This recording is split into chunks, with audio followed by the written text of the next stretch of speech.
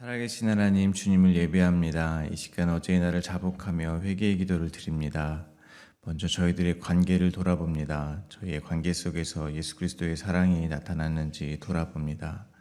이웃을 정말로 내 몸과 같이 사랑했는지 돌아봅니다. 이웃을 내 몸과 같이 사랑하지 못하는 저희를 불쌍히 여겨 주시옵소서.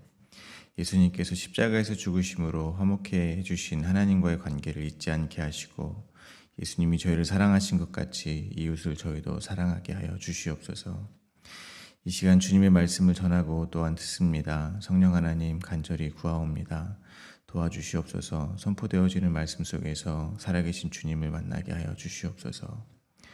이 모든 말씀 예수님의 이름으로 기도하오며, 하늘에 계신 아버지, 오늘 제가 주님의 임재 안에서 살고 주님을 더욱더 기쁘시게 하기를 기도합니다. 주 예수님, 오늘 제가 저의 십자가를 지고 주님을 따르기를 기도합니다. 성령님, 오늘 성령님이 저를 충만하게 채워주시고 성령의 열매, 사랑과 희락과 화평과 오래 참음과 자비와 양선과 충성과 온유와 절제가 제 삶 속에서 익어갈 수 있도록 해주시기를 기도합니다. 아멘. 말씀을 나누겠습니다. 오늘 저희들에게 주신 하나님의 말씀은 열왕기상 22장 29절에서 40절까지의 말씀입니다. 저 여러분이 한 절씩 교독하겠습니다. 이스라엘의 왕과 유다의 여호사밧 왕이 길르앗 라못으로 올라가니라.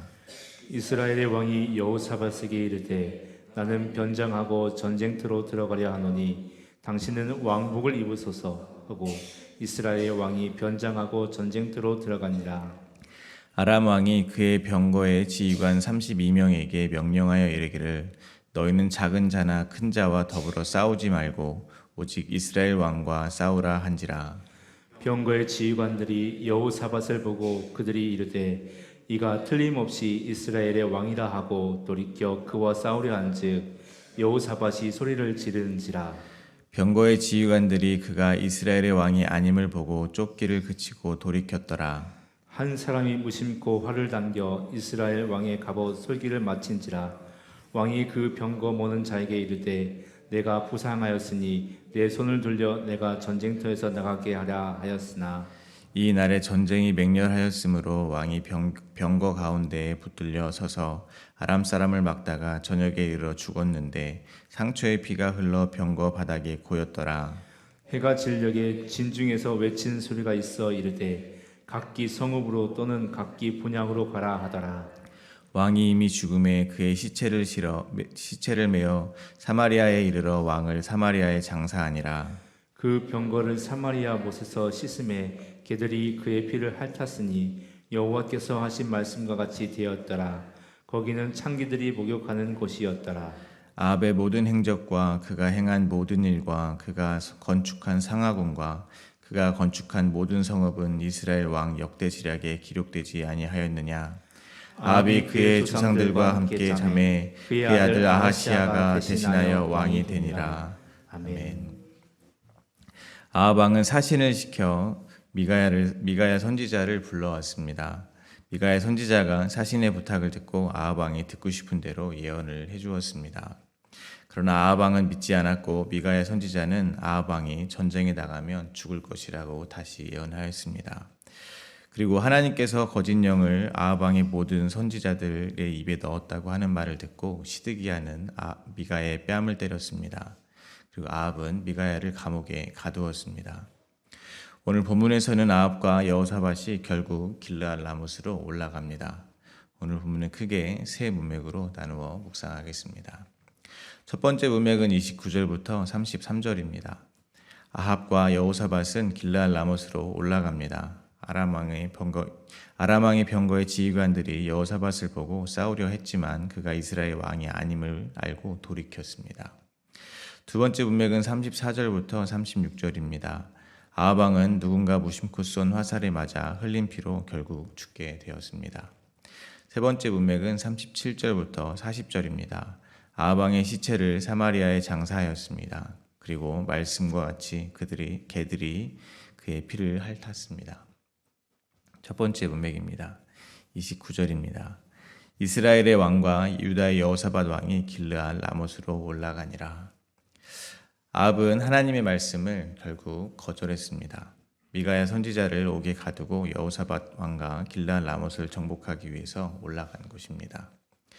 여호사밧의 이름의 뜻은 하나님께서 심판하신다입니다. 그러므로 오늘 본문 29절 속에서 저희는 아합 왕에 대한 하나님의 심판의 뜻을 발견할 수 있습니다. 또한 미가야 선지자의 경고를 통해 회개할 기회를 스스로 버린 아합의 모습을 바라볼 수 있습니다. 로마서 2장 4절과 5절입니다. 혹 내가 하나님의 인자하심이 너를 인도하여 회개하게 하심을 알지 못하여 그의 인자하심과 용납하심과 길이 참으심이 풍성함을 멸시하느냐.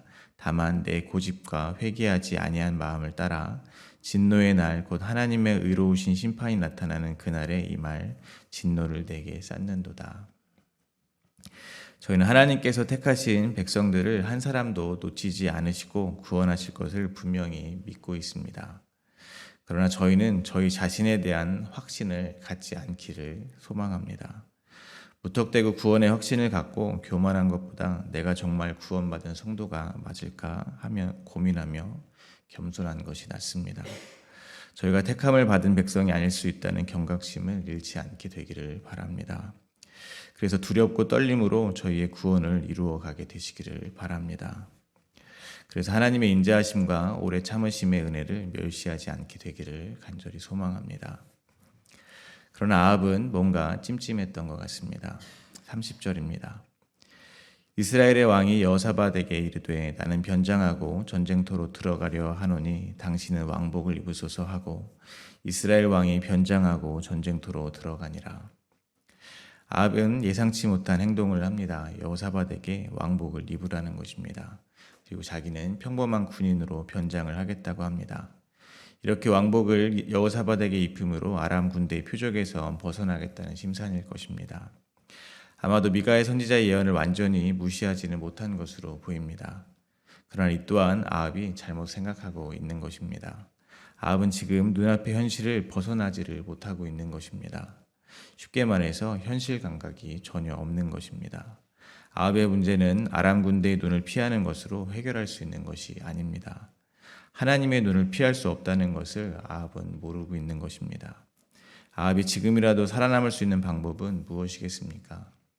여전히 회개입니다. 하나님께 회개하는 것입니다. 마찬가지로 저희들의 삶에 닥친 문제를 통해 하나님을 바라보지 못한다면 자꾸 엉뚱한 해결책을 만들어내고 말 것입니다. 저희들의 현실은 결코 눈에 보이는 이 세상이 전부가 아님을 잊지 말아야 할 것입니다. 보이지는 않지만 하나님은 분명히 살아계십니다. 저희들의 모든 문제는 하나님과의 관계를 향해 있다는 사실을 잊으시면 안 될 것입니다. 그런데 저희는 자꾸 주객이 전도된다는 것입니다. 저희 삶의 문제를 통해서 하나님을 깨닫는 것이 아니라 하나님을 이용해서 이 삶의 문제를 해결하려고만 한다는 것입니다. 그러므로 어떠한 순간에도 저희가 가장 먼저 생각해야 되는 것은 하나님이라는 것을 잊지 마시기 바랍니다. 이어서 31절부터 32절입니다. 아람 왕이 그의 병거에 지휘관 32명에게 명령하여 이르기를 너희는 작은 자나 큰 자와 더불어 싸우지 말고 오직 이스라엘 왕과 싸우라 한지라. 병거의 지휘관들이 여호사밧을 보고 그들이 이르되 이가 틀림없이 이스라엘의 왕이라 하고 돌이켜 그와 싸우려 한즉 여호사밧이 소리를 지르는지라. 아람 왕은 그의 병거 지휘관 32명에게 명령합니다. 다른 자들과 싸우지 말고 오직 이스라엘의 왕, 즉 아합하고만 싸우라는 것입니다. 지난번 전투의 패배를 서력하려고 하는 것 같습니다. 그래서 그의 지휘관들은 왕의 옷을 입은 여호사밧을 발견하고 달려들었습니다. 이때 여호사밧은 소리를 질렀습니다. 어떤 소리를 어떻게 질렀는지 알 길은 없습니다. 하지만 여호사밧이 하나님께 예배하는 성도라는 것을 감안한다면 회한의 부르짖음이 아니었을까 상상할 수 있습니다. 여호사밧에 대한 역대하의 평가는 이러합니다. 역대하 17장 3절입니다. 여호와께서 여호사밧과 함께 하셨으니 이는 그가 그의 조상 다윗과 처음 길로 행하여 바알들에게 구하지 아니하고 오직 그의 아버지 하나님께 구하여 그의 계명을 행하고 이스라엘의 행위를 따르지 아니하였음이라. 열왕기서의 표현으로 하면 여호사밧은 다윗의 길을 걸어간 왕이라는 것입니다. 그러한 여호사밧도 하나님이 보시기에 악한 선택을 했습니다. 바로 아합과 사돈 관계를 맺은 것입니다. 그러나 아합이 길르앗 라못을 함께 치자는 말을 들었을 때 여호사밧은 여호와 하나님께 물어보고 결정하자는 의견을 냈었습니다. 어쩌면 여호사밧은 이미 마음속으로는 자신이 아합과 함께하는 것도 길르앗 라못을 치러 올라가는 것도 하나님이 기뻐하시지 않는 것이라는 것을 알았을지도 모르겠습니다. 그러나 되돌릴 수 있는 기회는 모두 사라진 것입니다. 이미 길르앗 라못에 왔고 이스라엘 왕의 옷을 입고 전투에 참여했으며 지금은 죽을 위험에 처해 있다는 것입니다. 그러니 절체절명의 여호사밧은 지금 자기의 잘못된 선택을 후회할 것 같습니다.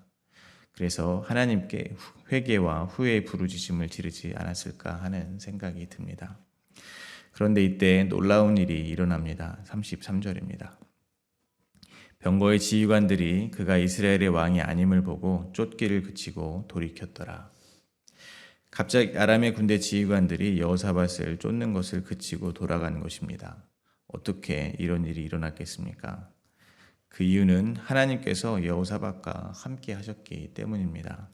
역대하 18장 31절입니다. 병거의 지휘관들이 여호사밧을 보고 이르되 이가 이스라엘 왕이라 하고 돌아서서 그와 싸우려 한즉 여호사밧이 소리를 지르매 여호와께서 그를 도우시며 하나님이 그들을 감동시키사 그를 떠나가게 하신지라. 그러므로 깨닫습니다. 저희는 하나님을 배반하고 떠날 수 있으나 하나님은 저희를 배반하고 떠나지 않으신다는 것입니다. 하나님께서는 자녀된 저희들의 부르짖음에 응답하시는 분임을 깨닫습니다. 따라서 저희는 하나님께 부르짖어야 합니다. 저희가 스스로 생각할 때 하나님 앞에 나가기 부끄럽다고 생각이 될 때조차 부르짖어야 한다는 것입니다. 왜냐하면 하나님은 저희와 함께 하시겠다는 그 약속을 반드시 지키실 것이기 때문입니다. 두 번째 문맥입니다. 34절입니다. 한 사람이 무심코 활을 당겨 이스라엘 왕의 갑옷 솔기를 마친지라. 왕이 그 병거 모는 자에게 이르되 내가 부상하였으니 내 손을 돌려 내가 전쟁터에 나가게 하라 하였으나.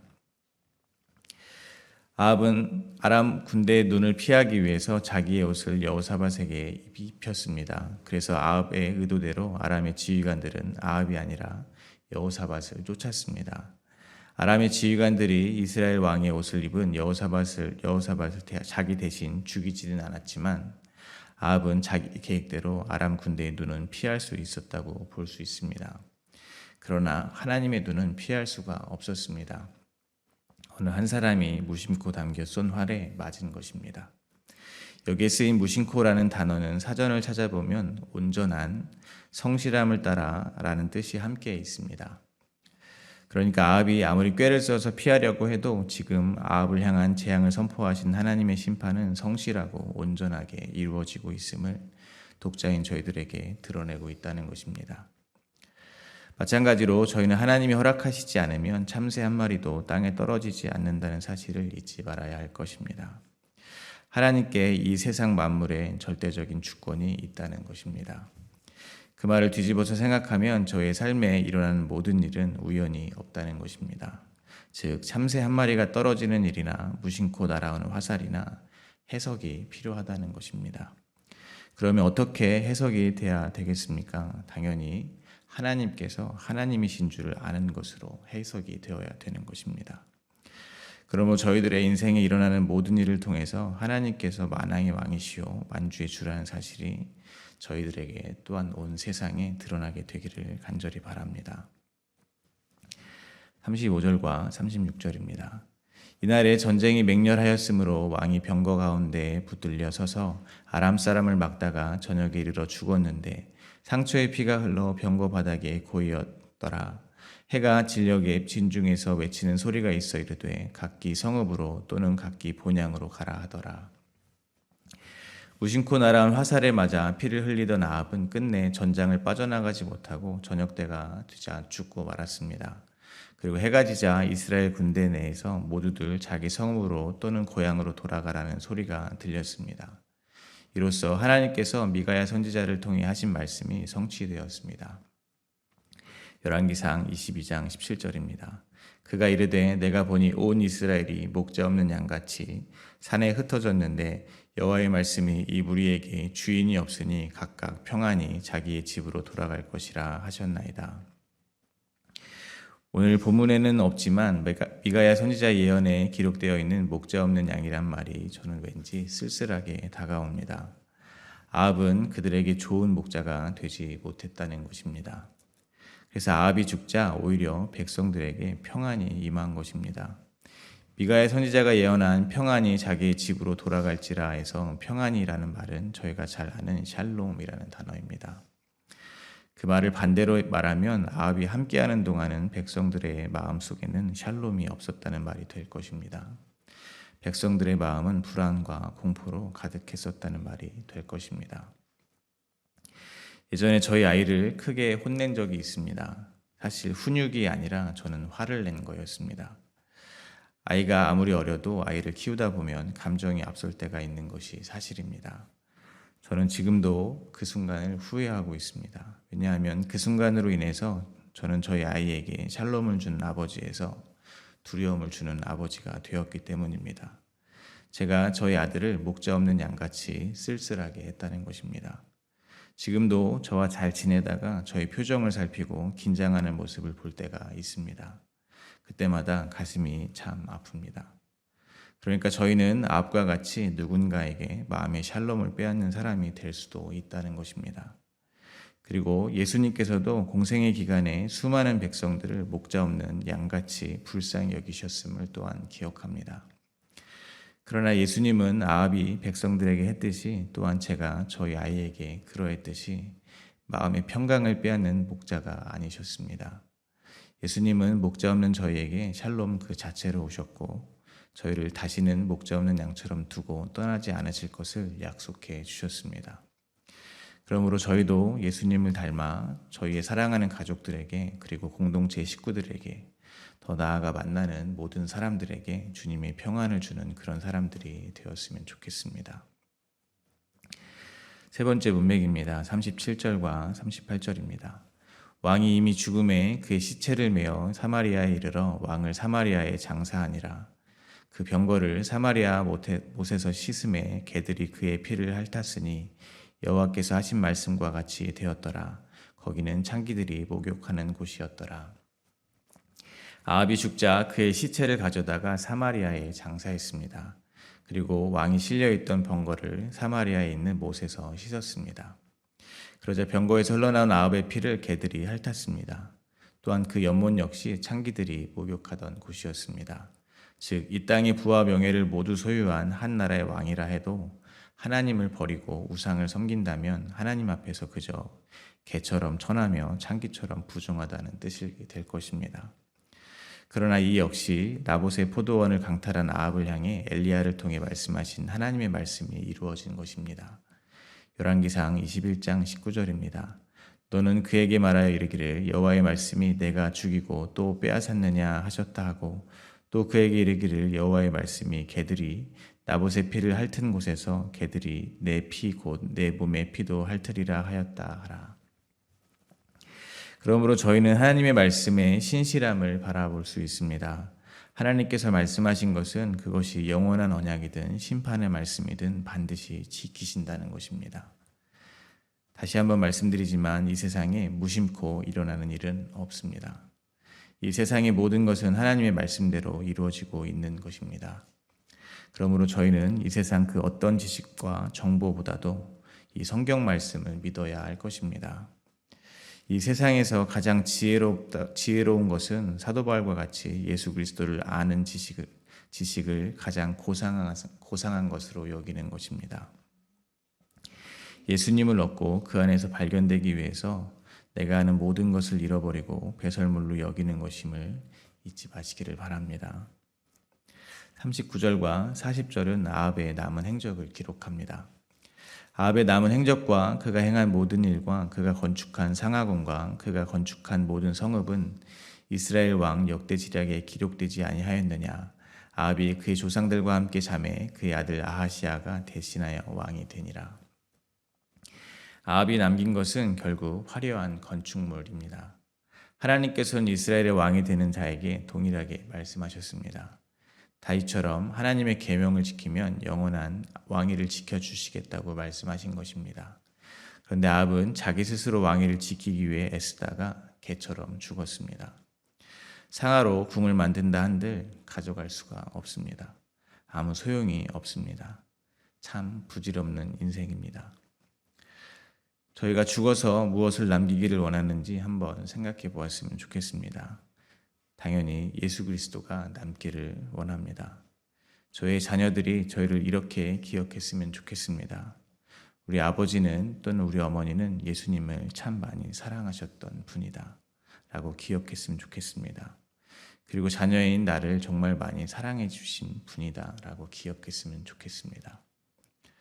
말씀을 맺겠습니다. 아합의 죽음을 보며 예수 그리스도의 죽음을 묵상하게 되기를 바랍니다.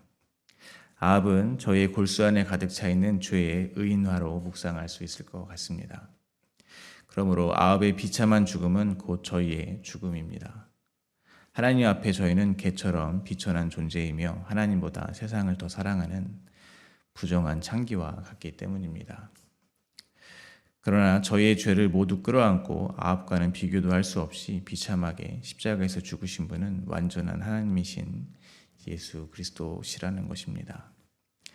그러므로 오늘도 말씀을 통해서 저에게 임한 예수 그리스도의 은혜와 긍휼이 가득하게 되시기를 간절히 소망합니다.